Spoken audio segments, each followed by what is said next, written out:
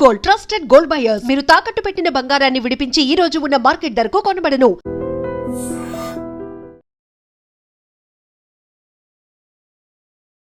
Hi hello నమస్తే, welcome to iDream media. నేను మీ శ్రావ్య. మనతో పాటు ఇప్పుడు ఉన్నారు సర్టిఫైడ్ ఫైనాన్షియల్ ప్లానర్ రామచంద్రమూర్తి గారు. నమస్తే సార్. నమస్తే అండి. ఎలా ఉన్నారు? ఫైన్ అండి.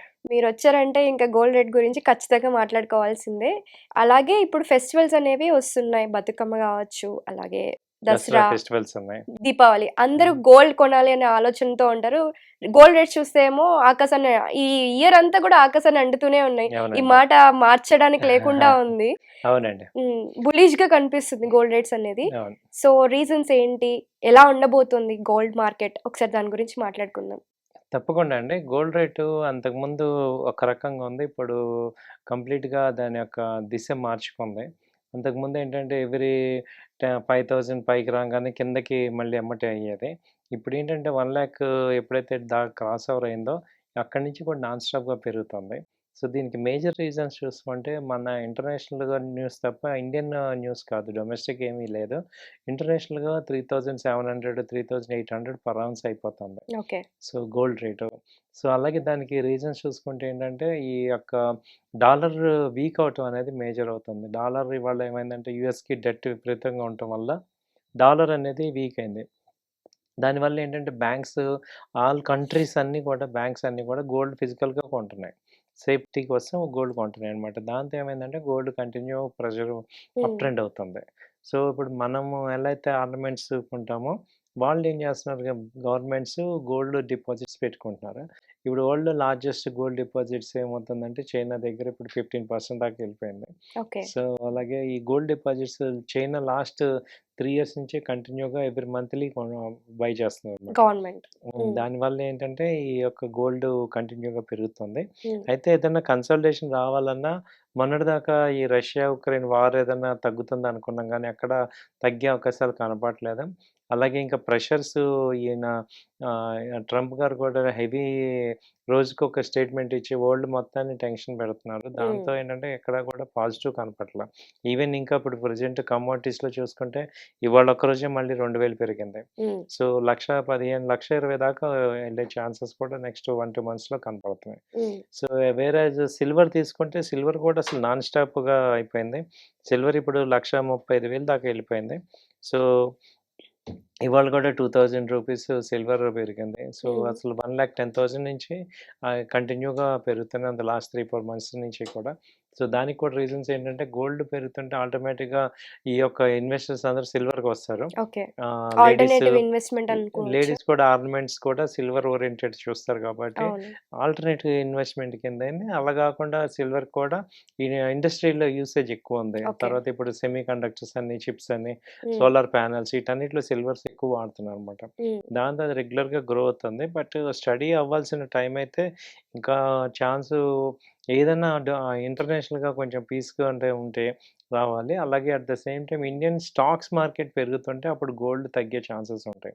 సో ఇప్పుడు స్టాక్ మార్కెట్స్ కూడా అంత అన్సర్టనిటీగా ఉంది, ఒక రోజుకి ఒక డిఫరెంట్గా ఉన్నాయి కాబట్టి ఎక్కడ కూడా రేపు నెక్స్ట్ మంత్లో ఈ ఆర్బీఐ మీట్ ఉండే ఏదైనా రేట్ కట్ చేయడం అలాంటివి జరిగితే ఛాన్సెస్ ఉంటాయండి.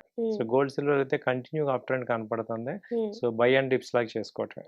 ఎవరైనా ఇన్వెస్ట్మెంట్ చేసుకోవాలి అనుకున్న వాళ్ళు ఇప్పుడు చేయొచ్చు అంటారా గోల్డ్ లో? చేయొచ్చండి, కాకపోతే తక్కువ క్వాంటిటీ తీసుకోండి. సో మళ్ళీ కింద లెవెల్లో కూడా కొనేటట్టు చూసుకోండి. సో విపరీతమైన డౌన్ అయితే రాకపోవచ్చు, కానీ బట్ ఇక్కడ స్టాగ్నెంట్ అయ్యే ఛాన్సెస్ ఉన్నాయి.